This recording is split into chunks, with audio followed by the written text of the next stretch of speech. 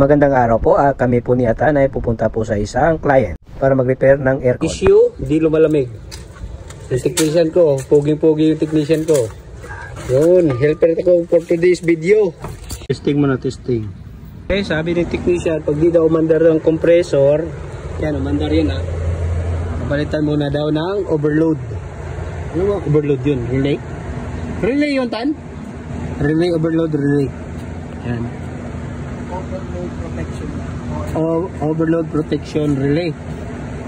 Para mag-trigger yung compressor.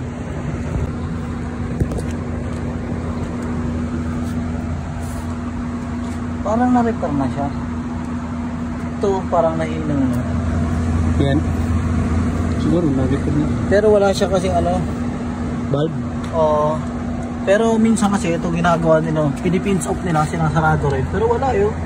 Walang pinins off eh. So ibig sabihin hindi pa na-repair ito? Wala yan.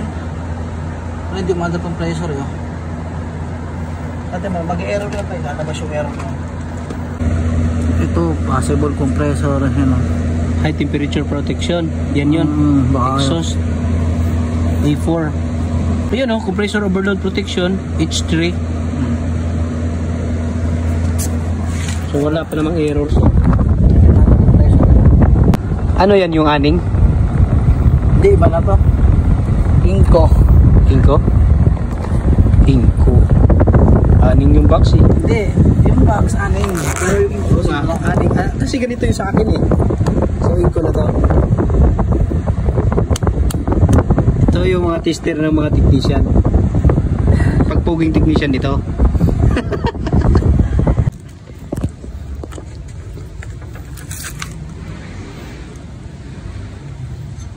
Buti di mo naisipan si Otep tawagan. Buti di mo naisip tawagan si Otep. Ano? Buti di mo naisipan tawagan si Otep. Hindi, kasi ikaw yung nakachat ko eh. Kung di ka naman, si pare Otep naman. Si Sir Otep naman yung tatawagan ko. May 8 ka doon. May 8 ka naman eh. Tamad lang ako ulit eh. Tamad ka kasi. Ang inang yan, may mga tools. Kompleto na gamit pala to eh. Ano, gagawa lang to ng Shopee. Kaso nagsiservice lang siya guys. Test mo na yung compressor. Dito. Ano gagi? Kasi pag hindi yan dyan, pasok sa ating board. Mahirap na yung tester natin eh.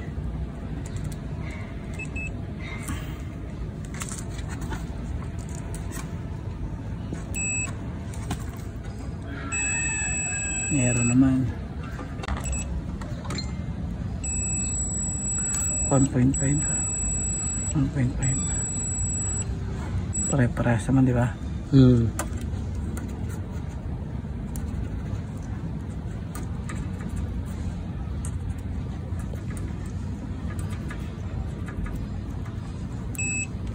Wala buo yan.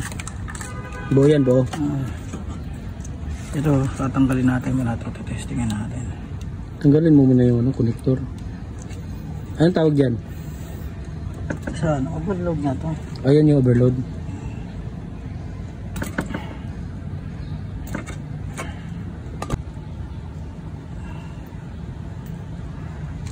Ano, palit sigunyal ba?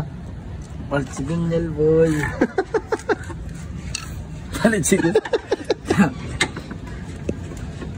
Testing muna nang wala yung overload protection. Okay guys, bago tayo mag-test ng compressor, kung gusto niyo magpagawa ng aircon, ref o freezer, PM niyo lang kayo. Dito at binabaklas na ni Atan yung board. Gusto niyang tingnan baka may nasirang parts ng board para ma-check kung may problema ba. Talaga to eh. Palit, anong palit? Palit sigunyal yan, boy. Bro, palit yung bro. Idol mo pa naman yun eh. Si Basilio.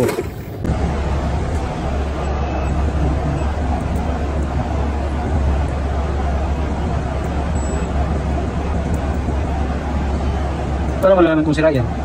Dapat walang continuity pa eh. Dapat walang continuity yan. So kumbaga nakadikit na yan. So overload, ibig sabihin, kinat off na yung Hindi, pag walang reading yan. Wala naman tayo pag nangyawag yan. Wala error pa no? Wala pa. Ano settings? 16, cool. High. So yung mga blink na yan, yung ilaw na yan, klase. Ano yun? Kung ilang blink? Example dito, 375. Yellow, red, green. So nag-H3 siya. Ngayon, no? Ikakabit yung overload protection. Nakabit na ni Boss Atan. Ang matindi. Walang pinag-uurungan. Walang pinoprotektahan. Walang kasinungalingang serbisyong totoo lamang. Sensor, boy. Ilang reading? 11.5. Dapat mababa lang to. 14.29. 14.24. Puti. 35 kilo ohms. Ang taas ah. Yun ang F3-F4. Pero, F3-F4. Dalawa lagay dyan. Yung F4, outdoor tube sensor open short circuit. Tapos yung isa F3, outdoor ambient sensor open short circuit. Ibig sabihin mo siya. Oo, kasi indoor sensor na naman. Yung indoor is ito, F2 tsaka F1. Dalawa pala yan. So sa part na to, binuksan muna namin yung control board niya. Chinek namin yung likod o kung may sunog ba, baka nabasa to. Tapos isusunod namin i-check yung sensor. Ilan? 10. Dapat yun na 7 lang yung masyado mataas na yun eh. Pusok na yan. Yan. Yan. Meron eh, wait lang. Ilan? 15. Pusok na yan. Ito guys, oh, naputol pala yung wire ng compressor, kaya nagulat kami hindi umandar yung compressor. Ngayon, check namin kung ito ba talaga yung dahilan. Sana hindi nasira yung board kasi dumikit siya sa dilaw eh. Dito, dumikit. Then, nag-step by step kami. Check kami yung sensor. Ano unang ginawa natin? Check na tayo mga sensor. Ang overload niya. Overload, tapos Mga sensor. tapos Buo naman, nag-trigger naman yung error. Hindi pa rin naman under compressor. Kaya, kala natin board na. Mapagawa na sana natin. Kaso, na-check natin yung harness ng compressor. May putol. kasi nakakatayo dahil nung pag-testing natin, walang continuity. Oo. Kanina meron kasi nakakabit siya sa compressor. Yung tinanggal namin, binunot namin, nakita namin na wala palang continuity yung red. Ngayon, temporary mo na to. Kung sa para sa testing lang, kung gagana, kukunin ko yung soldering iron sa bahay para dikit namin na maayos to. Testing lang to ha. Sa mga bashers dyan. Diyan ha. Yung red, Yung blue, U. Yung dilaw, V. Yung red, W. So, yan, dapat para-parehas yan dyan. Okay. sige, Testing muna, testing muna. Pag gumana to, well, solved na. Yung saka natin dyan. Yan. Kaya pala di siya nag-i-error.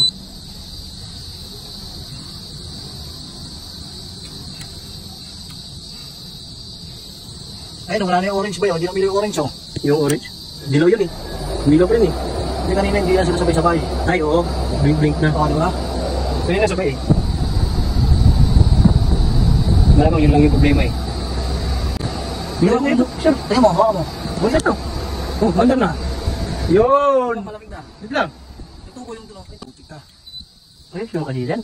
Namatay guys. Wait lang, ano kasi, temporary lang ganito eh. Palit si Gonyal yan, boy! Wala. Ay, ano si Jan? Yan. Palit si Kunyal yung boy. Pero umandar na yung compressor eh. Problema nito guys, hindi umandar yung compressor. So nag-troubleshoot na kami lahat. Yun, sabi ni Atan, una, yung overload. Tapos sunod yung sensor. Sa outdoor, tapos dito na naman sa indoor. Step by step lahat. Tapos yung compressor, chinek din namin. Okay naman. Ngayon, last talaga namin chinek yung voltahe na pumapasok. Nagulat ko kami kasi walang voltahe yung dilaw. Ngayon, yung red pala is, yan, putol yung red guys. Kaya yun, dinugtong namin, ngayon check namin kung umandar na talaga. Kanina umandar na yung compressor eh. Buti nga lang, hindi nasira yung board kasi nakadikit sila. Dikit sila doon nga ng dilaw. Yun oh. Pero yung ilaw dito, hindi na sabay-sabay. Yung green, tapos red, tapos dilaw, hindi na umilaw yung dilaw oh. Kasi pag dilaw, umiilaw, ito, dapat ito lang yan, communication. Yan oh, communication failure between indoor and outdoor. Yan, pag umiilaw yung green. Ay, ilaw pala, sorry. Yung blink, sorry guys. Yung blink pala ng dilaw, yan, makikita yan dito. Yan, mga error na yan pag umilaw yung dilaw. Yan, makikita dyan. So ngayon, wala na. Stable na po yung blink ng ating, yan o, stable na po yan.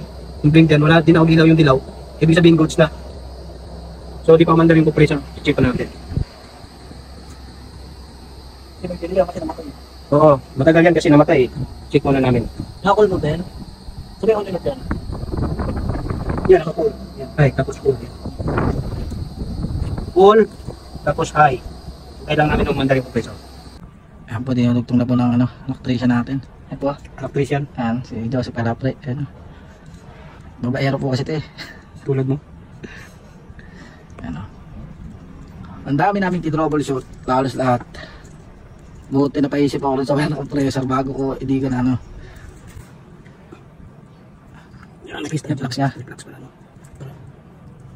Para mag-ano. Para malinis yung ano niya. Malinis mo na yan. Ang seryoso po yan ako. Kaya niya naman po talaga gawin to. Tinawag niya pa talaga ako. Siyempre. Humble to eh. Susunod po, hindi ako tatawagin dito. Naghanap ka ng ano ba? Ang ganun mo. Tanya ako po, ayun yung trouble. Naglinis mo pa kayo, yung kasama.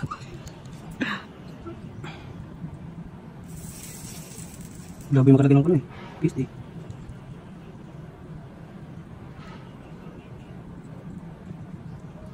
Yun. Di ba na yan? Sakado ko na to. Sige. Wala, like Hindi naman ako mag-yosi. Hindi ka mag-yosi? Ginaya kita eh. Ang grabe. Sabi mo di ba? Ano ba, may andar na. Tama niya, testing naman na po natin siya, maandar na siya. Ang lakas magbibig ng compressor. Ay siguro na ano yan. Iskisan yan. Iskisan yung ano. Huwag mo na yan, may cable tie, para hindi magdikit masyado yung mga yan. Yung wala nang cable tie. Ay, cable tie mo ba dyan? Huwag mo na cable tie yan. Mag-iskisan yan, pag cable tie mo sa ano. Tapos lulubihan ito natin. Ah, siyempre. Quezon City lang boss, take up lang din boss. Saan? Yan lang, hindi sa akin address eh. Ano ba yung bago? Mag-tap, tama ka? Tara. Lumalas pa alas. Sama na ako. Kaya freelance ka na, ako oras mo. Kung saan tayo, bigyan tayo na. Parang grab lang. Pero naman kasi kami ng benefits. Sorry? Ako, wala ko benefits ko next year, kasi travel. Bigyan ako. Gusto mo yung baya mo, parang kapag kahit pa isa lang install. Yan lang, pa isang store kahit ng BR. Pero sorry, sa mga ganito, maganda makawato kasi natin mo eh. Nakita ko UP. Diba? Natin kong tawalit ng gapo yun. Ay, kung nakailit sa loob. Kasi pa kayo magkakanta naman yun. Bakit? Eh, ba't di ko ginawa tayo? Kaya na kasi hindi, gamit ng Shibu yun eh. Yung dati ginagamit namin. Hindi natin ito. Dito guys, nanghingi kami ng goma, chinelas. Kasi yung compressor niya, yan. Sira na yung paa. Kaya vibrate ng vibrate, kaya nasira yung wire. So, papatungan namin ito ng goma dito. Sige po. So may pangkalang na siya. Kabigaan. Kabigaan kasi yung ano, yung nasira yung wire kasi sa vibrate ng compressor. Kaya yun. Lagyan muna namin ng pangkalang siya. So tapos na guys ay kakabit na lang namin. So nakita nyo naman yung cause ng kung bakit hindi umaandar yung compressor dahil nga naputol yung red wire dahil sa vibration ng compressor. Dahil nga yung paa niya ay kinalawang na. Ngayon kinabit na namin, hindi ko na nabidyohan na umaandar yung unit.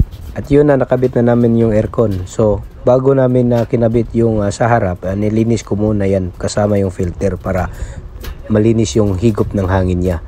At yun guys, salamat sa inyong panonood. God bless. Ingat palagi. Ride safe. Brum brum. Gutom yung technician, oh. Lamon. Siomay lang. Ako.